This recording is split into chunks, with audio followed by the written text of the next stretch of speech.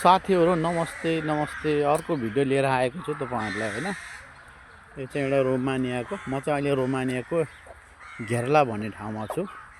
यो ठाउँ चाहिँ रोमानियाको बुकारेस्ट सहरबाट चाहिँ लगभग 500-600 किलोमिटरका दूरीमा रहेको छ।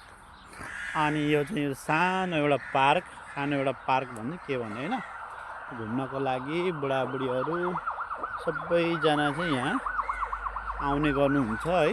यहाँ वकिङ गर्नको लागि अनि त्यसपछि गएर पिस अफ माइन्डको लागि पनि यहाँ आउने गर्नुहुन्छ। यो एउटा पार्क हो, हरियाली एकदमै छाइरहेको छ। यहाँको चाहिँ अहिले 8 बज्न लागिसकेको छ। 8 बज्न लाग्दाखेरिमा पनि यहाँ हेर्नुहोस् न, यस्तो घाम लागिरहेको अवस्था छ। यहाँ चाहिँ लगभग 9 बजेसम्म चाहिँ घाम लाग्छ है साथीहरू यहाँ है अहिले चाहिँ।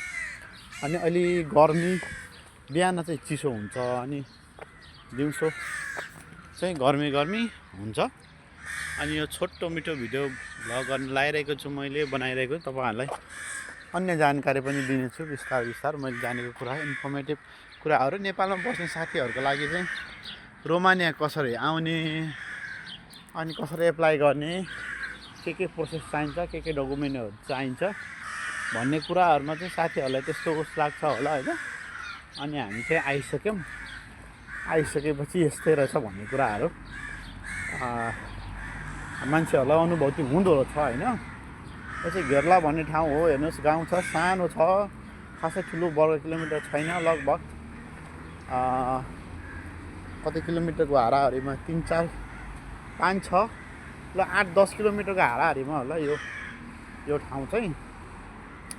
गाउँ ठाउँमा परेका छौँ हामी हैन। यहाँ यसको मेन तपाईको बाटो भनेको पनि यही हो, रोड हैन यहाँको। ल हेर्नुस्, यस्तो छ। अनि घरहरू पनि यो यस्तो छ, पुरानो छ।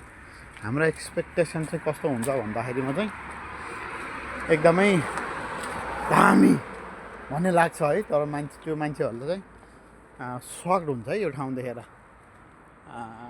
पुरानो ठाउँ छ अनि सहरहरू पहिले नै बनिसकेको जस्तो, व्यवस्थित भइसकेको, तर लामो समय भइसकेको जस्तो देखिन्छ हैन। पुरानो घरहरू पनि छन् यहाँ सबै। यो गल्ली मेन रोड यही हो। अनि तपाईहरुलाई लाग्छ होला यो ठाउँ चाहिँ यस्तो होला भनेर सोचेर आएको हुन्छ है। हाम्रो पनि रियालिटी पहिला चाहिँ हामीले एक्सपेक्टेसन चाहिँ त्यही गरेको थियौँ,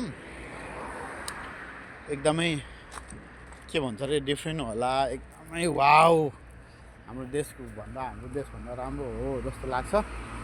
तर यहाँ चाहिँ यस्तो रियालिटीमा चाहिँ यस्तो छ है साथीहरू। यो सानो भिडियो बनाइरहेको छु मैले तपाईहरुलाई। मेरो अगाडि एकजना मेरो साथी हुनुहुन्छ हैन। अनि यो हस्की डोराउँदै आउँदा हुनुहुन्छ एकजना। यहाँ पनि कुकुर पाल्नेहरू चाहिँ टन्नै छ है साथीहरू। अनि त्यस्तै छ यहाँको जमानदी पनि। यो चाहिँ घेरला भन्ने ठाउँ हो, सानो अनि एकदमै, तर नेचुरली हिसाबले चाहिँ एकदमै रमाइलो ठाउँ पनि छ है।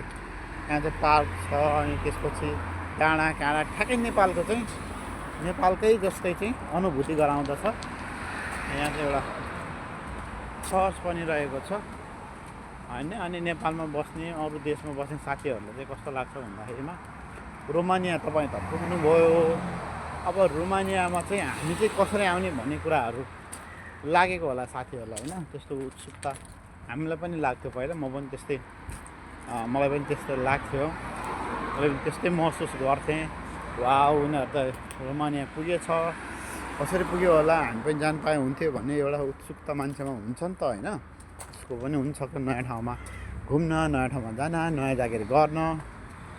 अनि त्यसपछि यहाँको रियालिटीको बारेमा, सबै कुराहरूको बारेमा चाहिँ म विस्तृत अब आउने भिडियोहरूमा बनाउने छु है।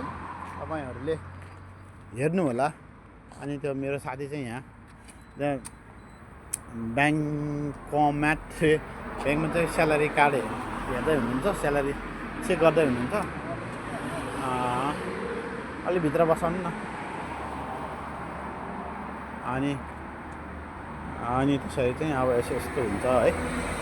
यहाँको कुराहरू सबै कुराहरू जानकारी चाहिँ म तपाईँहरूलाई आउने भिडियोमा चाहिँ म बताउने छु है। मेरो भिडियो चाहिँ हेरेर सब्सक्राइब गरिदिनु होला, कमेन्ट लाइक गरिदिनु होला, अनि सेयर पनि गरिदिनु होला। म तपाईँहरूलाई यहाँको तथ्य सत्य कुराहरू सबै बताएर चाहिँ कम्प्लिटली सबै कुराहरू प्रोसेसको बारेदेखि चाहिँ हरेक कुराहरूकोमा तपाईँहरूलाई म जानकारी दिनेछु है त साथीहरू। अहिलेलाई यति नै, धन्यवाद, थ्याङ्क यू।